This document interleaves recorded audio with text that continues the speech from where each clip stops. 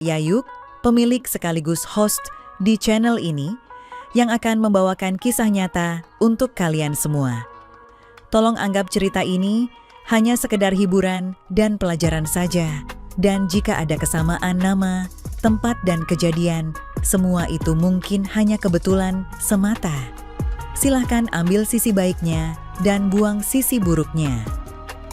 Oke, selamat menikmati vlog dan kumpulan cerita dan kisah nyata dari saluran Mbak Yayuk. Subscribe dulu biar sama-sama enak. Nah, sebelum mulai ceritanya, mari perkenalkan dengan tokoh utama dalam kisah ini, tapi semua nama akan disamarkan demi privasi. Pada suatu hari Suminah dan suaminya, Imron, dikunjungi Pak Basir. Pak Basir yang berumur 51 tahun adalah ayah mertua Suminah. Berbeda dengan Imron yang tampan dengan hidung yang mancung dan badan yang tegap, Pak Basir lebih tampak gempal dan berotot. Sebuah codet bekas luka menyilang di pipi kirinya. Suminah, menantu Pak Basir, tak kalah rupawannya dengan Imron. Meskipun tidak terlihat, karena selalu berpakaian tertutup, perempuan ini memiliki bibir yang indah dan sepasang mata yang mampu mengguncangkan dada banyak laki-laki. Pasangan suami istri yang baru menikah 1 tahun yang lalu ini tentu sangat gembira dengan kedatangan Pak Basir yang telah bercerai dengan istrinya 6 tahun yang lalu. Terlebih lagi, meskipun Suminah pernah bertemu dengan ayah mertuanya tersebut sebelumnya, tetapi Pak Basir tidak bisa hadir dalam pesta pernikahannya. Selama sepekan Pak Basir tinggal di rumah Imron yang kerjanya adalah mengajar di sebuah yayasan yang berdekatan dengan rumahnya. Semua berjalan normal-normal saja sampai terjadilah peristiwa yang sangat merugikan bagi Suminah di hari akhir Pak Basir di rumah Imron. Tetapi entahlah rugi atau sama-sama untung ya guys. Kejadian itu bermula pada hari libur pasangan Imron dan Suminah. Namun, hari itu Imron harus mengajar 1 kelas tambahan dan Imron juga akan bertandang ke rumah salah satu siswanya hingga asyar. Seperti biasa, Suminah selalu menyiapkan makan pagi untuk suaminya dan Pak Basir. Selepas mengantar suaminya ke muka pintu, Suminah sempat berbincang-bincang dengan ayah mertuanya sebentar. Kemudian, dia bergegas ke kamar mandi untuk mencuci baju. Pak Basir yang kebetulan hendak pula buang air tanpa sengaja melihat pemandangan indah. Rupa-rupanya, Suminah terlupa merapatkan pintu. Mata tua Pak Basir tak lepas menatap Suminah yang tengah mencuci baju.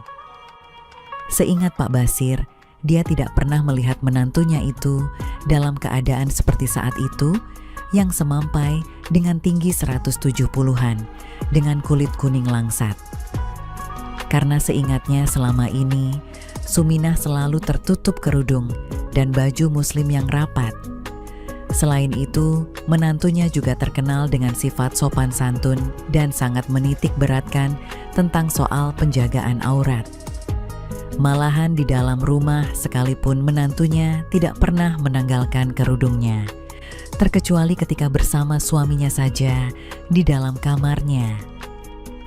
Namun kini, kain yang basah itu tak lagi mampu menyembunyikan daya tariknya dari tatapan gelombang cinta sang ayah mertua.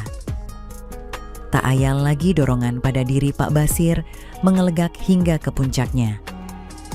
Dan dengan penuh kesadaran, dia pun mendorongnya untuk membuka pintu kamar mandi yang hanya 3/4 tertutup tersebut. Suminah yang mengetahui kehadiran orang lain tanpa diundang tentu sangat terperanjat ketika menoleh dan menyaksikan Pak Basir sedang mendorong daun pintu. Secepat mungkin dia bangkit dan berusaha menutup pintu itu kembali, hanya saja dia kurang gesit.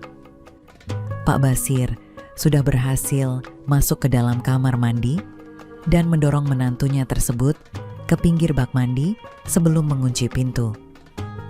Suminah terdesak ke pojok dengan wajah ketakutan melihat seringai senang yang menghiasi wajah ayah mertuanya yang selama ini sangat dihormatinya.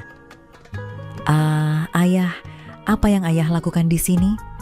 tanya Suminah dengan terbata-bata. Pak Basir hanya tersenyum lebar dengan mata tak berkedip sedikit pun. Tanpa berucap sepatah kata pun, Pak Basir memulainya dari dirinya sendiri. Sehingga Suminah terpekik ketika melihat ada penampakan yang menghitam di depan mata, seperti sedang menunjuk ke arahnya. Ayah, jangan yah. Tuh, Long, keluar. Yah, tolong." Keadaan ini sangat menakutkan bagi Suminah tentunya, apalagi ketika Pak Basir mulai beringsut mendekatinya. Melihat permintaannya diabaikan, Suminah yang tidak rela diperlakukan seperti itu mencoba untuk menerobos ke sisi kiri ayah mertuanya untuk mencapai pintu. Namun keadaan menjadi bertambah buruk ketika Pak Basir dengan sigap menangkap menantunya tersebut dengan tangan kirinya. Sembari tangan kanannya bergerak secepat kilat, menghilangkan ikatan kain yang tadi sudah terlihat basah saat Suminah mencuci baju. Kain bermotif batik coklat itu pun jatuh terburai ke lantai kamar mandi. Terpampanglah semua yang selama ini selalu dijaga oleh Suminah dengan busana muslimnya, dan tentu saja hal itu membuat Suminah sangatlah malu semalu-malunya. Pak Basir sebaliknya, dia malah kesenangan sendiri karena kini dengan bebas dia bisa melihat apa yang sudah lama tidak dia lihat semenjak bercerai. Suminah mendadak lemas, sendinya serasa luluh di hadapan Pak Basir dan hanya mampu memejamkan matanya serta mulai menangis tertahan. "Ayah, jangan seperti ini, ayah. Aku ini istri anakmu," bisik Suminah lirih sambil terus terisak. Pak Basir yang telah lama tidak kerja kreatif sama sekali tak peduli dengan tangisan menantunya itu. Dihentakannya Suminah hingga tersandar ke dinding kamar mandi. Suminah masih terus berusaha melindungi dirinya dari ayah mertuanya. Dia kemudian berbalik badan ke dinding untuk berlindung diri dari pandangan Pak Basir. Namun itu tak mampu untuk bisa menghentikan Pak Basir, dan tanpa babi bu, dia sudah bertindak lebih jauh lagi. Tetapi Pak Basir, walaupun sudah dilanda bisikan iblis hingga ubun-ubunnya, masih berusaha keras untuk tidak terburu-buru dalam memanfaatkan peluang itu. Suminah hanya mampu berdehem pendek di saat perasaannya mulai terbagi antara rasa terhina dan kesenangan. Antara malu dan perasaan bersalah dengan nalurinya sebagai seorang wanita untuk ikut juga menyelesaikan ego yang mulai bangkit. Sebagai orang yang penuh pengalaman, Pak Basir tentu peka akan hal ini. "Imron, engkau sungguh anak yang beruntung," batinnya dalam hati saat itu. Mata Suminah terpejam. Bibirnya membentuk bulatan kecil, sementara tarikan garis wajahnya menyiratkan rasa senang yang tak terkira. Kemudian wajah rupawan itu terkulai ke arah bahu kiri. Tanpa menunggu waktu lama, Pak Basir bergerak maju lagi. Ditariknya Suminah hingga sepenuhnya ke lantai kamar mandi dan tidak lagi bersandar di dinding. Suminah hanya memandang sendu pada Pak Basir. Sementara kepalanya menggeleng-geleng perlahan ke kiri dan ke kanan, mencoba menahan semua rasa yang tidak bisa dilukiskan dengan kata-kata. Suminah sadar akan apa yang akan terjadi selanjutnya. Suminah masih berusaha berbisik, mengingatkan Pak Basir, "Aku ini istri putramu, ayah." Tetapi Pak Basir yang sudah kalah dengan bujuk rayu iblis, tak menghiraukan kata-kata dari Suminah sang menantunya itu. Lama-kelamaan, Suminah tidak mampu lagi berbuat apa-apa selain mengikuti alur yang ditulis oleh ayah mertuanya itu. Dia hanya berpesan singkat, "Ayah, jangan dilepaskan di dalam ayah." Rayu Suminah setengah sadar saat kesadarannya mulai meninggalkan dirinya. Hingga pada saat semuanya telah berlalu, Pak Basir mengancam menantunya tersebut untuk tidak menceritakan apa yang terjadi kepada suaminya. Akhirnya setelah zuhur, Pak Basir meninggalkan rumah dan terus pulang ke kampung. Suminah yang merasa malu terus merahasiakan kejadian itu dari pengetahuan suaminya selama berbulan-bulan. dan berharap mertuanya tersebut tidak akan pernah lagi muncul berkunjung ke rumahnya. 2 bulan berlalu sejak kerja kreatif di kamar mandi waktu itu, dan Suminah pun mendapati dirinya Halimah. Suaminya, Imron, gembira, tiada kepalang mendapat berita itu tanpa mengetahui perkara yang sebenarnya. Sebaliknya, Suminah sangatlah gelisah karena sepertinya yang subur itu, Pak Basir, mertuanya. Suminah pun memilih untuk memendam ketakutannya itu sambil berharap agar mertuanya tersebut tidak lagi datang untuk mengganggu kehidupannya kembali. Suminah pun melahirkan seorang putra laki-laki yang sehat. Selepas 7 bulan melahirkan, dia hidup dalam kebahagiaan bersama dengan suaminya. Pak Basir yang menghilang tiada kabar berita membuat hidupnya perlahan-lahan kembali mulai tenang. Hanya saja, kebahagiaan itu tidak berusia panjang. Suatu petang, sepulang Imron dari mengajar, dia membawa kabar bahwa Pak Basir akan berkunjung lusa untuk menengok cucu pertamanya. Dingin terasa sekujur badan Suminah saat mendengar berita dari suaminya tercinta. Kedamaian yang dia pikir telah didapatkan tiba-tiba saja kembali dalam bahaya. "Ada apa, Sum? Kamu tampak terkejut mendengar Bapak hendak berkunjung?" tanya Imron padanya. "Kamu tak sukakah dia datang?" tanyanya lebih lanjut. Tidak Bang, aku hanya kaget karena sudah setahun lebih beliau tiada berkabar berita." Suminah berusaha menutupi kegugupannya. "Oh Bapak, memang selalu begitu. Setahun ini dia berniaga dan baru tahu kelahiran putra kita dari bibi saat pulang kampung kemarin," tutur Imron tanpa menangkap kegalauan perasaan Suminah. "Begitukah Bang? Tapi kalau memang lusa beliau datang, aku harap Abang bisa menunda kepergian Abang kemanapun hingga beliau pulang lagi," bujuk Suminah. "Aku takut tidak bisa menjamu beliau dengan baik karena sibuk menjaga putra kita Bang," pinta Suminah dengan cemas. "Baiklah, istriku sayang. Karena Bapak juga cuma 3 hari di sini, Abang akan tunda perjalanan Abang sampai beliau kembali ke kampung," kata Imron. "Terima kasih Bang." Suminah menghela nafas lega karena Suminah tahu bagaimana seorang lelaki kalau sudah dapat menu yang cocok dan enak, pastilah akan memesannya lagi. Pak Basir datang lusanya petang dengan dijemput Imron di terminal bus. Tidak banyak yang berubah, dan ayah mertuanya itu dari saat terakhir mereka berpisah. Namun yang membuat Suminah gemetar adalah tatapan mata Pak Basir yang makin tidak ada sopannya setiap kali memandang ke arahnya. Mata yang tajam itu seakan mampu menengok menembus kerudung dan baju kurung rapat yang selalu dipakai Suminah. Tatapan mertuanya itu membuatnya mual dan juga berkunang-kunang setiap kali mereka bertemu pandang. Karena mengingatkan Suminah kembali atas apa yang telah dilakukan Pak Basir terhadapnya, seakan masih terasa. Pak Basir bersikap seakan tiada pernah terjadi apapun di antara mereka. 2 hari sejak kedatangannya, semua masih aman bagi Suminah. Pak Basir lebih banyak berbincang dengan Imron, sedangkan Suminah lebih sering menghindar dan meminta Mak Sri, tetangga sebelah, untuk menemani menjaga putranya setiap saat Imron harus pergi mengajar. Namun, naas menimpa pada malam terakhir. Seusai santap malam, Suminah sibuk mencuci piring di dapur, sementara Imron dan Pak Basir sedang berbincang di teras depan. Suminah bersenandung kecil, hatinya dipenuhi kelegaan karena esok semua sumber ketakutan dan mimpi buruknya dalam 2 hari terakhir akan berlalu. Pikirannya yang menerawang sambil sibuk membasuh piring, sisa santap malam membuatnya tidak bersiaga dan tak sadar saat seseorang berjingkat memasuki dapur.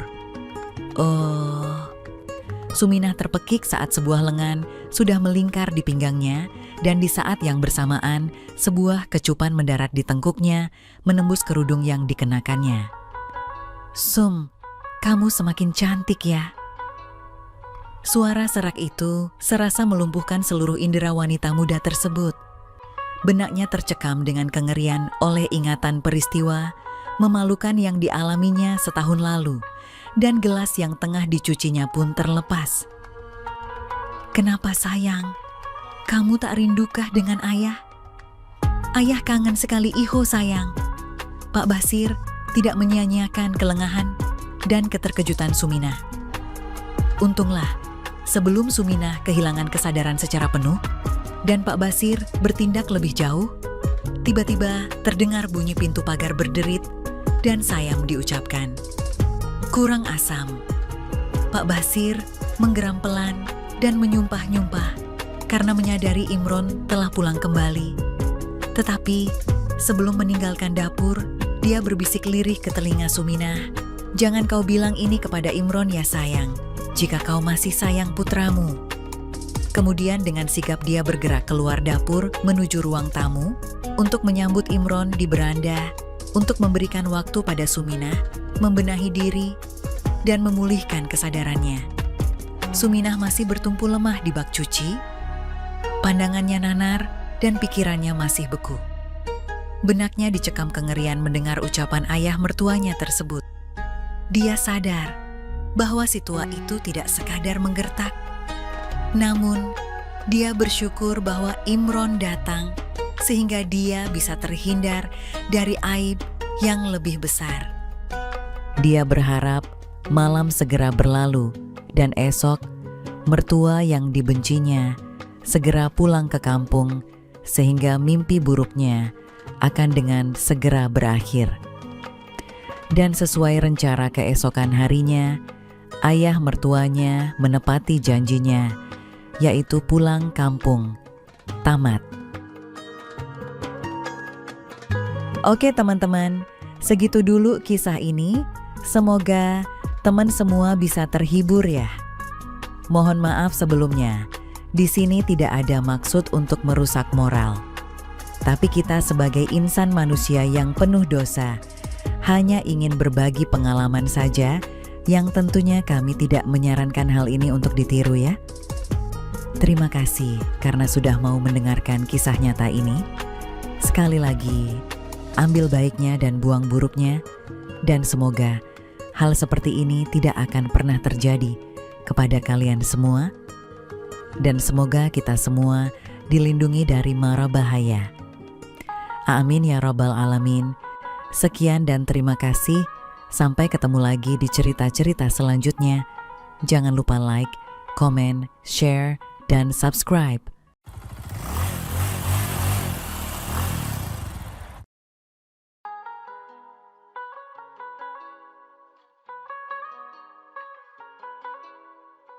Siang itu, cuaca mendung menambah dingin dalam kamarku. Kulangkahkan kakiku menuju kamar mandi. Masih terngiang pijitan majikanku tadi siang. Perasaanku saat itu begitu takut, aneh, dan juga menyenangkan. Terus terang saja, ini pengalamanku yang pertama, di mana aku dipegang oleh tangan wanita, rasa yang menjalar di semua pori-poriku. Kurasakan semua keanehan yang terjadi dalam diriku, yang berujung pada suatu kesenangan yang sangat berkepanjangan. Aku bingung dan bertanya-tanya, apakah yang terjadi dalam diriku sebenarnya? Ketika di dalam kamar mandi, betapa terkejutnya aku. Halo, selamat datang di channel Mbak Yayuk. Assalamualaikum warahmatullahi wabarakatuh. Saya Mbak Yayuk, pemilik sekaligus host di channel ini yang akan membawakan kisah nyata untuk kalian semua. Tolong anggap cerita ini hanya sekedar hiburan dan pelajaran saja. Dan jika ada kesamaan nama, tempat, dan kejadian, semua itu mungkin hanya kebetulan semata. Silahkan ambil sisi baiknya dan buang sisi buruknya. Oke, selamat menikmati vlog dan kumpulan cerita dan kisah nyata dari saluran Mbak Yayuk. Subscribe dulu biar sama-sama enak. Nah, sebelum mulai ceritanya, mari perkenalkan dengan tokoh utama dalam kisah ini, tapi semua nama akan disamarkan demi privasi. Aku adalah anak bungsu dari 5 bersaudara yang kesemuanya wanita. Kakak-kakakku juga bekerja sebagai pembantu rumah tangga. Ibuku sudah tiada sejak aku berusia 2 tahun, sehingga ayahku menikah lagi, namun tak memiliki keturunan. Dan ketika kakakku pergi merantau, tinggallah aku bersama ayah dan ibu tiriku di sebuah desa terpencil dekat pantai. Sejak setahun lalu, aku bekerja pada sebuah keluarga yang merupakan pasangan muda. Majikan lelaki yang kupanggil Napak adalah seorang karyawan, sedangkan majikan wanitanya adalah seorang PNS. Kehidupan di dalam rumah tangga majikanku bisa dibilang harmonis, dan itu yang membuatku kerasan tinggal bersama mereka. Bapak majikanku adalah seorang lelaki yang baik, begitu pula dengan istrinya. Hari Sabtu, di mana bapak bekerja, sedangkan ibu kan PNS, jadi Sabtu Minggu beliau libur, sesuai dengan peraturan pemerintah. Sehingga setiap hari Sabtu Minggu itu, di rumah hanya tinggal aku, ibu majikanku, dan anaknya. Kebetulan hari ini aku merasa tidak enak badan akibat kehujanan kemarin saat aku pergi ke pasar. Padahal malam harinya aku sudah minum obat Bodrex. Namun hingga pagi harinya aku masih merasa sakit di sekujur tubuhku. Namun meskipun begitu, aku tetap memaksakan diri ini untuk bekerja karena inilah dedikasiku untuk keluarga ini dan merupakan kewajibanku sehari-hari dalam keluarga ini. Setelah semua tugasku selesai, kurebahkan diriku di kamar. Kala itu cuaca mendung dan ketika aku setengah terpejam, sayup-sayup kudengar ibu majikan memanggil namaku. Namun karena badan ini terasa sangat berat, aku tak sanggup untuk bangkit sampai ibu datang ke kamarku dan beliau sangat terkejut melihat kondisiku. Dihampirinya aku dan beliau duduk di tepi ranjang. Aku berusaha untuk bangkit walaupun kepala ini seperti dibebani ribuan batu. Tiba-tiba tangan ibu majikan menyentuh dahiku dan kemudian merengkuhku untuk memintaku tiduran kembali. Beliau mengatakan kalau badanku demam, kemudian ibu memijat keningku, mataku terpejam mengilhami pijitan itu. Terasa sakit di kepala dan lemas sekujur tubuhku. Setelah beberapa saat ibu majikanku menyuruhku untuk telungkup, aku pun menurutinya. Kurasakan semua itu olehnya, aku terkejut tetapi karena lemas, aku pasrah saja. Kurasakan pijitan kreatif ibu majikan di punggungku, disinilah awal keanehan itu terjadi. Walaupun kondisi demam, tapi perasaan itu tetap saja kurasakan. Begitu tenang, begitu damai. Akhirnya, kupejamkan mata, sambil mengilhami saja pijitannya yang begitu telaten dan teratur secara konsisten. Oh iya, usia ibu majikanku ini sudah 48 tahun dan kuakui beliau mempunyai wajah yang awet muda. Di saat aku merasakan pijitannya, tiba-tiba kurasakan apa yang dirasa mengganggu proses pemijatan dienyahkan olehnya. Akhirnya aku mengalah walaupun disertai rasa malu saat itu. Jujur, yang ada di benakku kala itu tidak ada prasangka lain selain aku sedang ditolong olehnya agar segera sembuh. Setelah agak lama, ibu majikanku menyudahinya dan aku diberikan obat demam lagi, lalu segera ku minum. Beliau kemudian meninggalkan kamarku. Sebelum tidur, kuputuskan untuk ke kamar mandi untuk buang air kecil. Seperti yang telah aku ceritakan tadi, bahwa ternyata aku mendapati sesuatu yang lain dari biasanya. Aku rasa kalian semua paham. Aku tidak tahu secara pasti apa yang menyebabkan itu, padahal tadi itu aku hanya dipijat saja oleh ibu majikanku. Aku pun tak mampu berpikir jauh. Setelah dari kamar mandi, kuputuskan untuk tidur di kamar. Apakah kejadian ini akan cukup sampai di sini? Please, jangan kemana-mana dulu ya penonton semua, sebelum kisahku ini selesai. Sore harinya gerimis turun dan ketika aku tidur ternyata tadi siang bapak majikanku dan anaknya pergi ke rumah keluarganya. Dan rencananya mereka akan menginap di sana karena ada hajatan, sementara itu ibu majikanku tetap di rumah. Sebab besok Minggu ada acara di kompleks. Setelah tidur tadi siang, kurasakan tubuhku mulai agak mendingan, mungkin karena pengaruh obat penurun demam yang aku minum tadi. sehingga aku pun berani mandi meskipun tetap menggunakan air hangat. Selesai mandi, terdengar suara ibu majikanku dari ruang TV memanggilku.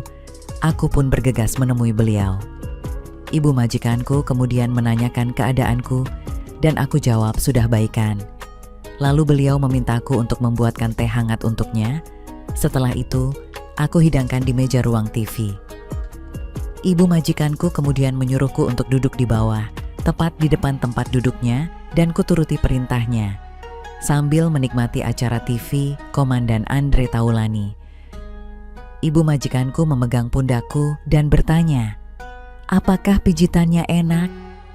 "Enak sekali, Bu," jawabku dengan keluguanku sambil aku tersenyum malu. Kami berdua kemudian membisu sambil menonton acara Komandan Andre Taulani, sembari ibu majikanku tetap memijat pundakku. Lama-kelamaan, perasaan aneh kreatif itu menjalar lagi. Aku merasakan sesuatu yang lain, yang aku sendiri tak paham perasaan apa ini. Kurasakan sekujur bulu kudukku merinding. Tiba-tiba, kurasakan hembusan nafas, aku melirik, dan ternyata wajah ibu majikanku telah sampai di situ. Aku merasakan getaran-getaran kreativitas aneh yang terus saja menjalariku. Aku tidak berontak, aku takut. Tapi getaran semangat kreativitas aneh itu kurasakan begitu mengasyikkan, hingga tanpa kusadari kumiringkan kepalaku seakan memberikan peluang berkreasi. Tanpa sadar aku memejamkan mataku yang kurasakan aku seakan semakin mengilhami, tak mempunyai beban, terasa ringan sekali seolah terbang. Otakku seakan buntu, tidak dapat berpikir jernih yang kutahu, aku hanya bisa mengikuti saja alur kreatifnya. Karena pengalaman ini belum pernah aku rasakan sebelumnya seumur hidupku, saat itu yang aku rasakan adalah antara rasa takut dan senang menjadi satu. Tangan ibu majikanku masih memijat pundakku, sementara dia masih terus bekerja, membawaku ke alam kreatif yang lebih jauh. Sungguh saat itu, aku sangat bingung dan dilema, mau berontak tapi takut, dan juga aku merasa sayang sekali, karena ini adalah pelajaran baru dan gratis bagiku.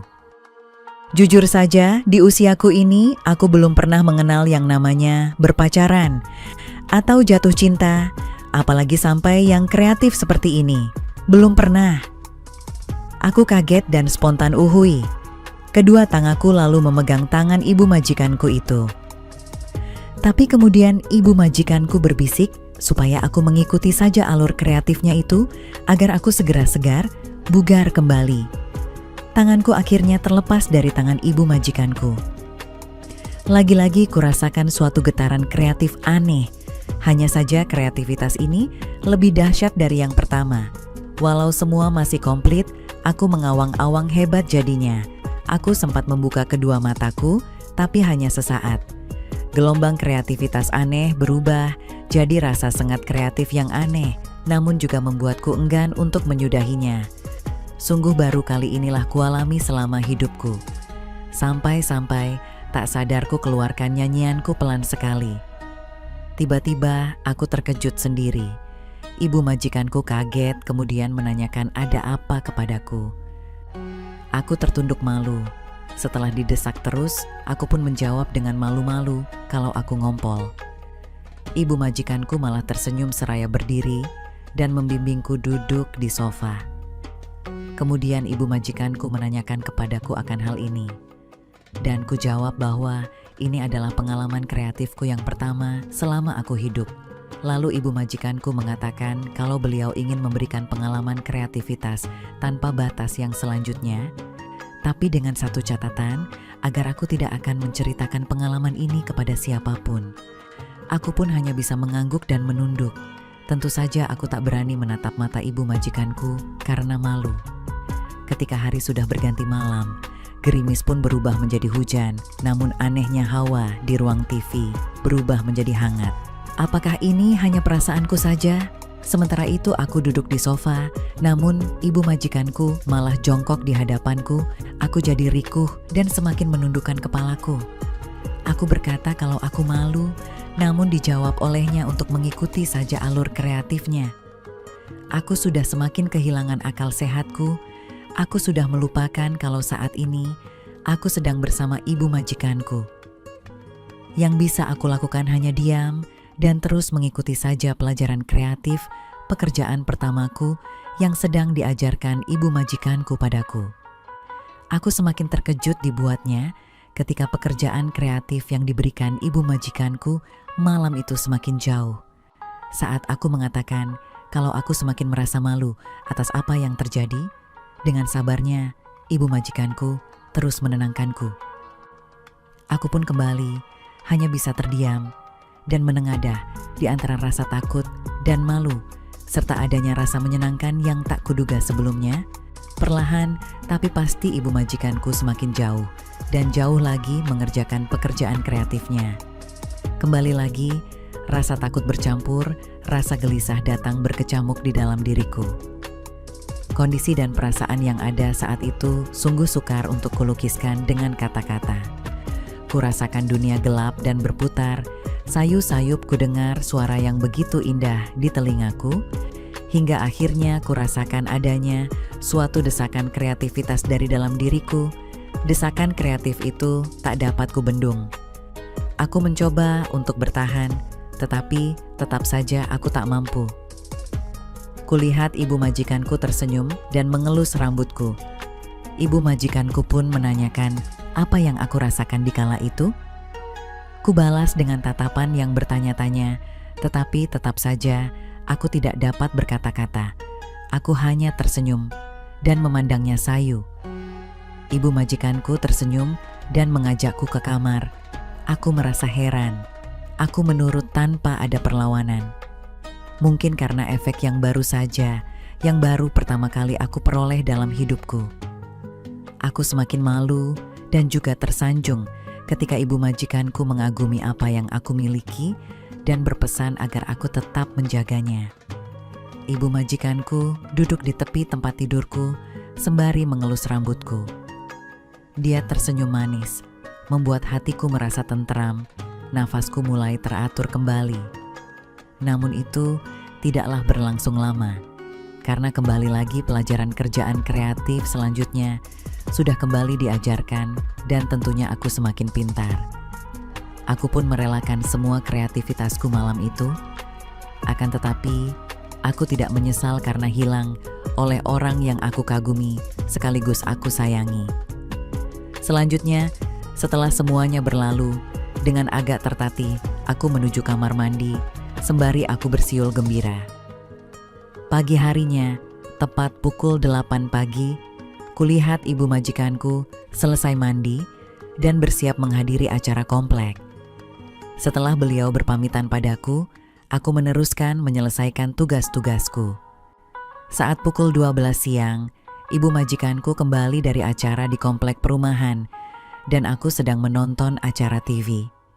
Ibu majikanku tersenyum dan menghampiriku, lalu kubalas senyumannya.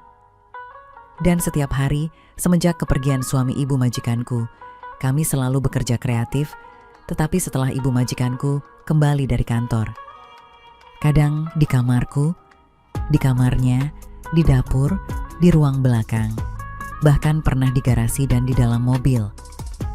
Hatiku terasa senang, tenteram, hingga akhirnya bapak majikanku pulang dari luar kota.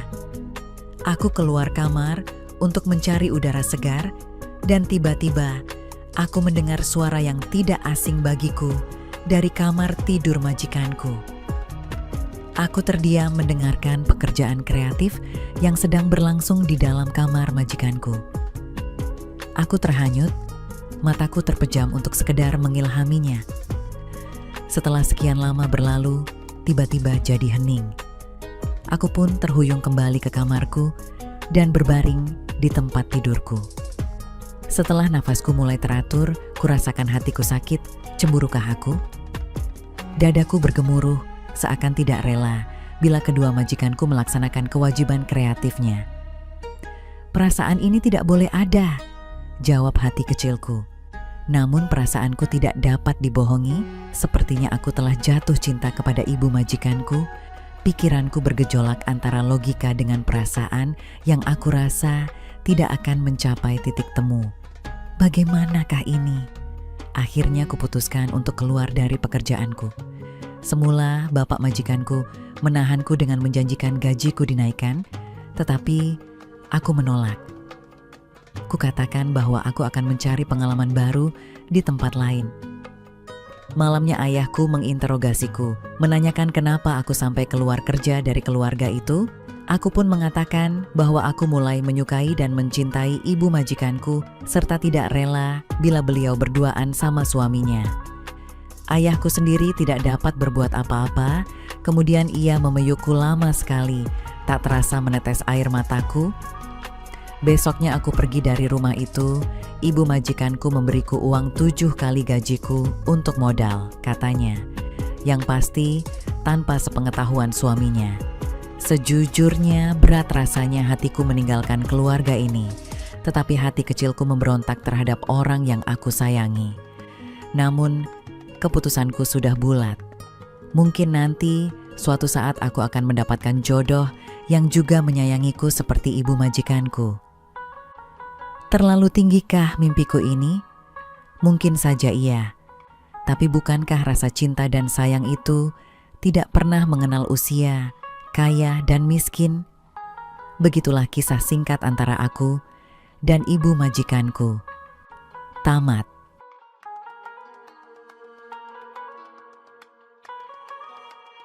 Oke teman-teman, segitu dulu kisah ini.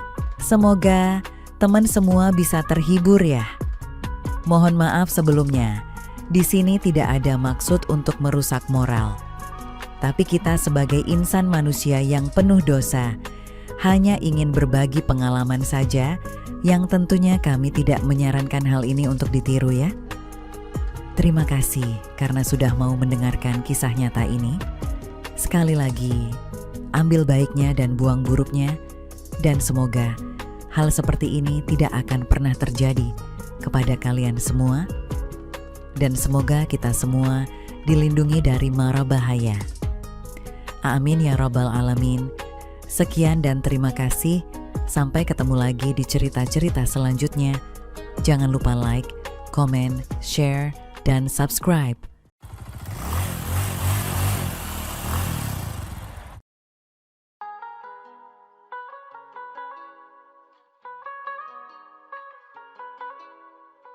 Halo, selamat datang di channel Mbak Yayuk. Assalamualaikum warahmatullahi wabarakatuh. Saya Mbak Yayuk, pemilik sekaligus host di channel ini yang akan membawakan kisah nyata untuk kalian semua. Tolong anggap cerita ini hanya sekedar hiburan dan pelajaran saja. Dan jika ada kesamaan nama, tempat dan kejadian, semua itu mungkin hanya kebetulan semata. Silahkan ambil sisi baiknya dan buang sisi buruknya. Oke, selamat menikmati vlog dan kumpulan cerita dan kisah nyata dari saluran Mbak Yayuk. Subscribe dulu biar sama-sama enak. Nah, sebelum mulai ceritanya, mari perkenalkan dengan tokoh utama dalam kisah ini, tapi semua nama akan disamarkan demi privasi. Ayu adalah anak kedua dari 3 bersaudara yang semuanya wanita. Umur Ayu sekarang 24 tahun dan ternyata Ayu sudah menikah pada usia 21 tahun. Memang terbilang cepat untuk usia segitu. Rani kakak pertamanya juga sudah berumah tangga, namun masih tinggal dengan orang tuanya. Ibunya sendiri sudah tiada sejak adik Ayu, yang paling kecil bernama Laila, berusia 2 tahun. Sehingga sang ayah menikah lagi, namun tidak memiliki keturunan. Sementara Laila, adik Ayu yang usianya 20 tahun, sedang merantau di kota. Setelah Ayu menikah, di rumah mereka tinggal Rani bersama suaminya, serta ayah dan ibu tirinya di desa terpencil di selatan Jawa.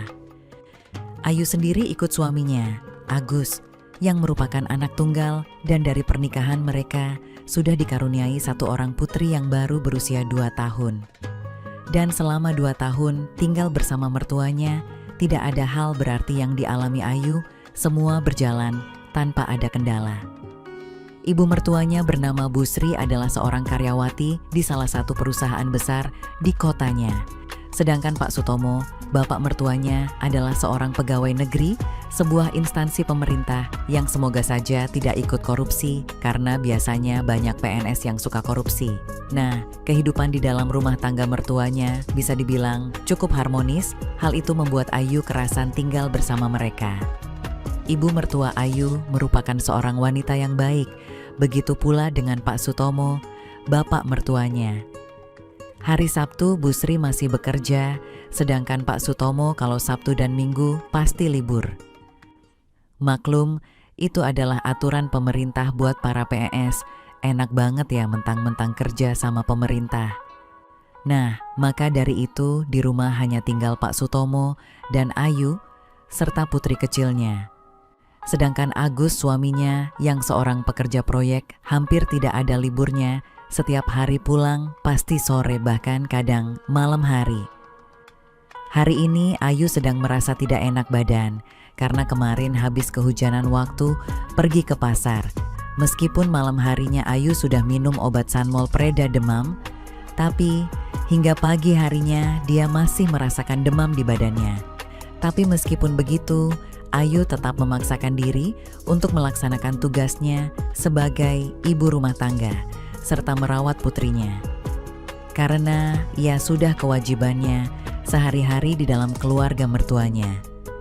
Setelah menidurkan anaknya di kamar depan, Ayu merebahkan diri di kamarnya sendiri yang terpisah dari putrinya karena dia tidak ingin putrinya tertular sakit demamnya. Kebetulan juga cuaca hari itu mendung. Tak terasa saat matanya setengah terpejam, sayup-sayup Ayu mendengar suara Pak Sutomo memanggil-manggil namanya. Akan tetapi karena badannya terasa berat, Ayu tak sanggup untuk bangkit sampai-sampai Pak Sutomo datang ke kamarnya. Pak Sutomo terkejut melihat kondisi menantunya. Kemudian bapak mertuanya itu menghampirinya dan duduk di dekat sang menantu. Ayu berusaha untuk bangkit walaupun kepalanya terasa seperti dibebani ribuan batu, dan tiba-tiba tangan mertuanya menyentuh dahinya. "Panas sekali, Nduk. Kamu sakit?" tanya Pak Sutomo, bapak mertuanya. Ayu tidak menjawabnya dan hanya menatap sang mertua, lalu Pak Sutomo merengkuhnya untuk meminta sang menantu tiduran kembali. "Sini bapak pijitin, biar agak mendingan, Nduk," kata Pak Sutomo.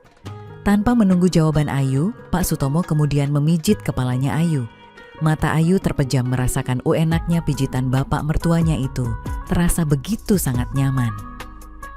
Setelah beberapa saat Pak Sutomo menyuruh menantunya itu untuk berbalik dan Ayu pun menurutinya. Dia merasakan sepertinya ornamennya telah dipindahkan oleh bapak mertuanya. Kemudian simpulnya yang melindungi keduanya pun juga dipindahkan. Ayu terkejut, tapi karena masih merasa sakit, Ayu pun membiarkannya saja. Ia merasakan pijitan bapak mertuanya.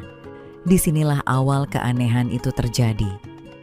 Walaupun kondisi sedikit meriang, tetapi perasaan itu tetap saja Ayu rasakan. Begitu enak dan sangat damai. Meski awalnya Ayu merasa takut, namun akhirnya dia begitu mengilhami aktivitas kreatif tersebut. Ayu pun memejamkan matanya sambil merasakan enaknya pijitan sang mertua. Hal tersebut membuat sang menantu hanya bisa mengikutinya saja. Begini, usia Pak Sutomo sudah 52 tahun dan Ayu akui kalau bapak mertuanya itu mempunyai wajah yang awet muda.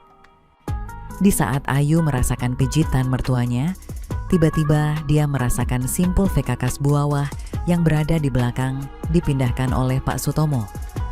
Seketika Ayu panik dan ingin berbalik, namun tidak diperkenankan oleh bapak mertuanya itu.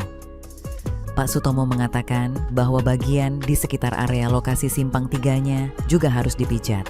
Dan akhirnya Ayu pun mengalah, walaupun disertai rasa malu di saat bapak mertuanya menengok tempat yang rawan itu. Jujur, yang ada di dalam benak Ayu tidak ada prasangka lain selain dia ingin dibantu pijat olehnya. Setelah beberapa lama, Pak Sutomo akhirnya menyudahinya dan Ayu diberi obat demam Sanmol untuk segera diminum.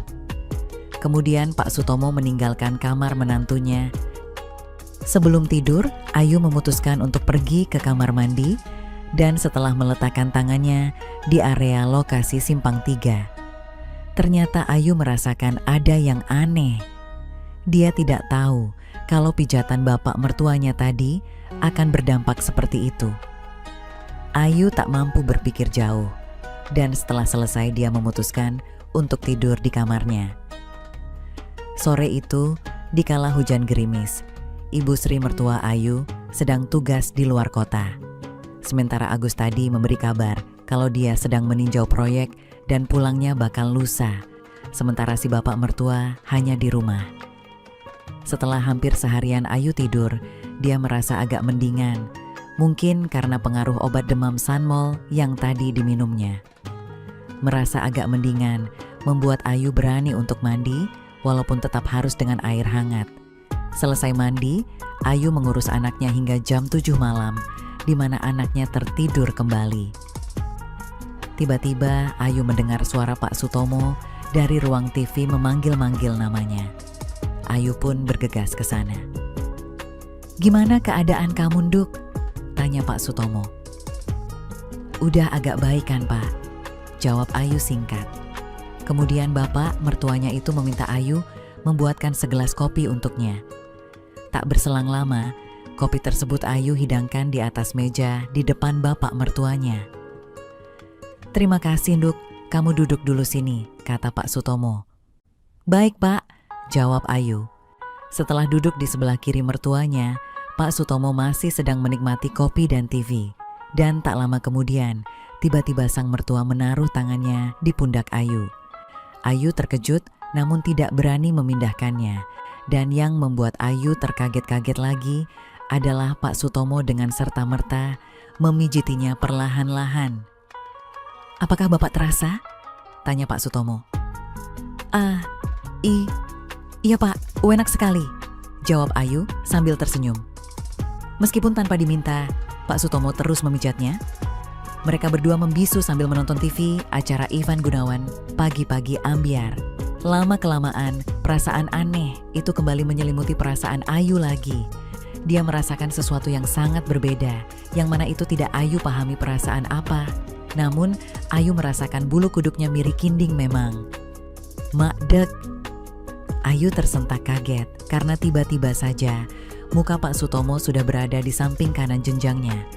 Seketika Ayu meliriknya, dan ternyata wajah bapak mertuanya begitu sangat dekat sekali. Saking dekatnya Ayu, hingga merasakan suasana aneh yang mempengaruhi ingatannya. Namun entah kenapa Ayu tidak mengelak ataupun takut sama sekali. Namun justru keanehan itu ia rasakan begitu sangat indah, hingga hal itu tanpa Ayu sadari malah menyandarkan kepalanya yang seakan memberikan izin kepada bapak mertuanya untuk meneruskan kreativitasnya. Sedetik kemudian, tak terasa Ayu memejamkan mata dan mengilhami setiap perhatian mertuanya saat mencelefotnya. Keadaan itu terus membawa Ayu entah kemana yang dia rasakan seolah tanpa beban tersisa. Pikirannya seakan buntu dan tak dapat berpikir jernih lagi. Yang dia tahu hanya ingin mengikuti setiap manuver kreatif dari mertuanya. Meskipun sudah pernah cukur-rukuk dengan Agus suaminya, namun keadaan yang seperti itu merupakan pengalaman yang belum pernah Ayu rasakan seumur hidupnya. Suasana yang diciptakan Pak Sutomo pada menantunya membuat Ayu di antara takut dan nyaman.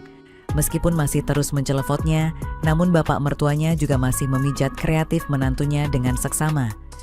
Dan tak lama kemudian, Ayu merasakan tangan Pak Sutomo menuju simpul verkakas kreatif yang ada di depannya.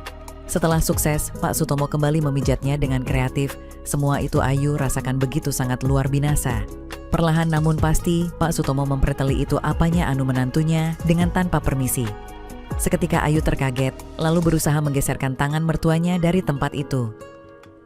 "Sudah, biarkan Bapak pijat di sini agar kamu lekas baikan," kata Pak Sutomo dengan serius memijatnya di anu apanya itu menantunya, karena pengaruhnya yang sangat mengganggu, sehingga Ayu urung memindahkan tangan kreatif mertuanya. Dia bahkan begitu sangat mengilhami pijatannya, dan tak lama kemudian, lagi-lagi Ayu merasakan sesuatu keanehan. Bahkan keanehan ini lebih dahsyat dari yang pertama. Apanya itu anunya Ayu kini tidak lagi mendapatkan pijitan, tapi perhatian yang begitu serius. Walau dua apanya itunya Ayu masih terlindungi dengan benar, namun pengaruhnya dia rasakan sudah sampai kemana-mana.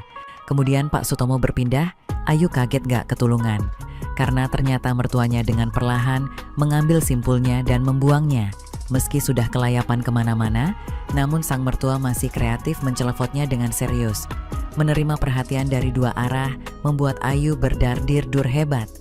Hal itu bukan tanpa alasan, karena ketika sampai di lokasi paling tinggi, Pak Sutomo mencubitnya dengan tanpa ukuran. "Au," keluh Ayu. Dan tak lama kemudian tangan mertuanya sudah membabi buta. Ayu sempat membuka mata, tapi hanya sesaat karena keanehan itu semakin menjadi-jadi. Serangkaian proses yang baru saja Ayu alami itu membuatnya tak sadar telah bernyanyi dengan sangat pelan. Lalu secara tidak sengaja, tangan kirinya menuju lokasi kreatifnya sendiri. Karena di tempat itu dirasakan, Ayu sungguh terpengaruh sekali dan ternyata sudah meluber. Ayu tersentak dan menghindar, Pak Sutomo pun kaget. "Ada apa?" tanya sang mertua. Ayu tidak menjawabnya, dia hanya tertunduk malu. Setelah mertuanya mengulang pertanyaan yang sama, Ayu akhirnya mengakuinya dengan malu-malu. Pak Sutomo pun tersenyum. "Sepertinya kamu sudah siap menantuku," kata Pak Sutomo sambil menatap wajah Ayu menantunya. Lalu Pak Sutomo berdiri dan mengajaknya duduk di sofa ruang keluarga. "Memang Agus tidak memberikan pengalaman kreatif yang seperti itu?" tanya Pak Sutomo setelah duduk di sofa. Iya Pak, Ayu baru tahu yang seperti itu," jawab Ayu sambil menatap mertuanya. "Ya sudah, kalau mau tahu lebih jauh, Bapak akan melanjutkannya, tapi jangan bercerita pada siapapun, apalagi sampai bocorin cerita ke channel Mbak Yayuk ya," kata Pak Sutomo. Kemudian Ayu pun mengangguk menyetujuinya. Malam yang awalnya gerimis berubah menjadi hujan deras, tetapi anehnya hawa di ruang TV keluarga berubah menjadi hangat. "Apakah ini hanya perasaanku saja?" batin Ayu dalam hati. Di saat Ayu masih duduk di sofa, mertuanya malah duduk di lantai di hadapan menantunya. Ayu jadi rikuh dan menundukkan kepalanya. Tiba-tiba saja Pak Sutomo mendekat dan tak lama kemudian, tanpa rasa canggung menuju kedua itu, apanya anuhnya dan mencelefotnya. Ayu pun kembali terpengaruh lagi, hal itu membuatnya harus memejamkan matanya sambil bernyanyi. Lalu tanpa disadari tangan Ayu mencari-cari sesuatu untuk menyesuaikan keadaan sembari membalasnya. Ayu juga tak kuasa menyeimbangkan dirinya sehingga dia seolah-olah akan terjatuh di sofa. Meski Pak Sutomo berusaha membetulkan posisinya, namun sepertinya sia-sia. Kemudian sang mertua melanjutkan aktivitas kreatifnya. Dan tak lama kemudian Pak Sutomo sudah sampai di lokasi Simpang 3 menantunya. Ayu sudah kehilangan akal sehat, dia hanya bisa diam akan atas perhatian mertuanya. Ayu terkejut pada saat perhatian bapak mertuanya sampai ke lokasi yang jauh. Ayu berusaha menghindarinya, tetapi dengan sabarnya Pak Sutomo menenangkannya untuk tetap saja mengikuti langkahnya. Di sisi lain, Ayu dihadapkan pada sebuah dilema antara takut dan malu, serta perasaan lain yang tidak pernah dia duga sebelumnya. Dan ketika Pak Sutomo semakin jauh, keanehan pun terjadi lagi. Lama-kelamaan, tanpa Ayu sadari telah memberikan ruang yang memadai untuk bapak mertuanya. Keadaan itu membuat Pak Sutomo semakin mudah untuk memberikan pengaruh kreatifnya lagi. Keadaan semakin tidak menentu, saat itu dirasakan Ayu seakan seperti siang hari yang menyengat. Dan tanpa disadari Ayu menyanyi tak karuan karena saking hebatnya, hal itu sukar sekali dilukiskan dengan kata-kata. Beberapa saat kemudian Ayu merasakan dunia seolah gelap dan berputar. Sayup-sayup dia mendengar suara dari Pak Sutomo yang tidak semestinya. Hingga akhirnya Ayu merasakan lain di lokasi anunya, apanya itulah pokoknya. Perhatian serius Pak Sutomo di lokasi itu membuat Ayu moshing. Bahkan dia harus mengelih di saat mertuanya mencelepot di lokasi yang tepat. Dan tak lama kemudian, Ayu akhirnya menemukan kreasinya. Keadaan yang tak biasa itu membuat Ayu kehilangan tenaga, meski hal itu belum terjadi dengan sesungguhnya. Saat Agus, suaminya, mengerjakan hal serupa, Ayu tidak sampai seperti itu. Ibu muda beranak satu menantu Pak Sutomo itu sangat heran dengan apa yang telah dialaminya. "Perasaan apa ini?" tanya heran Ayu dalam hati tak percaya. Dia melihat bapak mertuanya tersenyum, lalu Pak Sutomo memberikan perhatian dengan sabar. Apa yang kamu rasakan, Duk? Tanya Pak Sutomo dengan santun. Ayu tidak menjawabnya. Dia hanya membalasnya dengan tatapan yang bertanya-tanya. Di tengah kondisi pengaruh kreatifnya yang masih melanda, Ayu hanya tersenyum dan menatapnya dengan pandangan sayu. Di tengah pikirannya yang sedang berkecamuk, tiba-tiba Pak Sutomo membuang seragam favoritnya. Mak Dek. Ayu tersentak melihat sahabat berkreasi mertuanya yang begitu jangkung dan sangat gagah. Seketika bergemuruh di rasanya. Sungguh Ayu baru tahu kalau mertuanya mempunyai anugerah kreativitas yang sangat luar biasa. Ayo Duk, kamu singgah di sini, pinta Pak Sutomo sambil mendekatkannya pada menantunya. Sejenak Ayu terpaku melihatnya. Hatinya bimbang karena ini pengalaman pertamanya singgah di lokasi simpang 3 laki-laki yang bukan haknya. Dengan gemetaran Ayu, akhirnya sampai di lokasi itu. Dengan ragu-ragu, Ayu memberikan perhatian dengan hati-hati. Mendapatkan perhatian tangan dingin menantunya membuat Pak Sutomo setengah terpejam. Terlebih lagi ketika Ayu mencelofotnya, membuat Pak Sutomo panik. Ayu jadi ingat masa kecilnya ketika makan es krim. Namun kali ini dia merasa enek, tetapi senang seperti anak kecil mendapat makanan kesukaannya. Di tengah lamunan Ayu, saat masa kecilnya, tiba-tiba Pak Sutomo bernyanyi hebat sambil berposisi tak menentu. Ayu pun heran, ada apa ini? Batin Ayu dalam hati. Tetapi sahabat kreatif Pak Sutomo seolah tak dapat Ayu pindahkan dari kelefotannya. Dan akhirnya ternyata bapak mertuanya itu telah menumpahkan semua kreativitasnya. Sontak Ayu terkaget karena begitu banyaknya yang Ayu terima, membuatnya hampir saja tersedak. Hal itu dengan terpaksa Ayu pun harus meminum semuanya tanpa tersisa. Pak Sutomo tersenyum dan memeyupnya sambil menghela nafasnya dalam-dalam. Entah mengapa Ayu merasa begitu damai dalam peyukan mertuanya yang saat itu ditinggal istrinya dinas keluar kota. Sungguh Ayu tak mengerti mengapa dia mengalami hal indah dengan Pak Sutomo, mertuanya yang tak lain adalah ayah kandung suaminya. Ayu terdiam sambil menatap mertuanya tak percaya. Pak Sutomo merasa lega mendapatkan perhatian yang tulus dari menantunya. Dia menyandarkan diri di sofa, masih dalam keadaan yang belum benar. Mengapa aku punya perasaan seperti ini? Tanya Pak Sutomo dalam hati. Sementara Ayu yang berada di dekatnya masih duduk terdiam. Dia heran, meski sahabat kreatif Pak Sutomo, mertuanya sudah menangis, namun masih berdiri tegap dengan gagahnya. Di tengah lamunan Ayu tentangnya, tiba-tiba Pak Sutomo bangkit dan mendekatinya, kemudian dengan tanpa ragu mencelefotnya. Ayu pun tak bisa berbuat apa-apa, kecuali membalas hal kreatif itu. Malam itu, hujan semakin deras. Perjalanan kreatif dua insan mertua dan menantu sepertinya belum usai. Dan kali ini Pak Sutomo kembali memperhatikan lokasi pertigaan menantunya yang tadi belum dia lewati. Di saat Pak Sutomo memperhatikannya dengan serius, tiba-tiba terdengar suara tangisan dari kamar Ayu. Ternyata putrinya terbangun dan seketika Ayu menjauh lalu bangkit. "Arini bangun, Pak," kata Ayu. "Ya sudah, kamu tengok dulu," kata Pak Sutomo. Ayu lalu dengan buru-buru berbenah karena seragamnya sejak tadi dalam kondisi kurang benar. Dilihatnya jam dinding sudah menunjukkan pukul 9 malam. Setelah membuka pintu kamarnya, Ayu kaget melihat putrinya yang hampir terjatuh dari tempat tidur. Setelah membetulkannya, Ayu menemani putrinya agar cepat tidur. Belum sampai 15 menit berlalu, Pak Sutomo kembali memanggilnya. Ayu tidak menjawab karena putrinya belum juga tidur lagi. Dia tidak menghiraukan panggilan mertuanya. Bersambung. Oke teman-teman, segitu dulu kisah ini. Semoga teman semua bisa terhibur ya. Mohon maaf sebelumnya. Di sini tidak ada maksud untuk merusak moral. Tapi kita sebagai insan manusia yang penuh dosa, hanya ingin berbagi pengalaman saja, yang tentunya kami tidak menyarankan hal ini untuk ditiru ya. Terima kasih karena sudah mau mendengarkan kisah nyata ini. Sekali lagi, ambil baiknya dan buang buruknya. Dan semoga hal seperti ini tidak akan pernah terjadi kepada kalian semua. Dan semoga kita semua dilindungi dari mara bahaya. Amin ya rabbal alamin. Sekian dan terima kasih. Sampai ketemu lagi di cerita-cerita selanjutnya.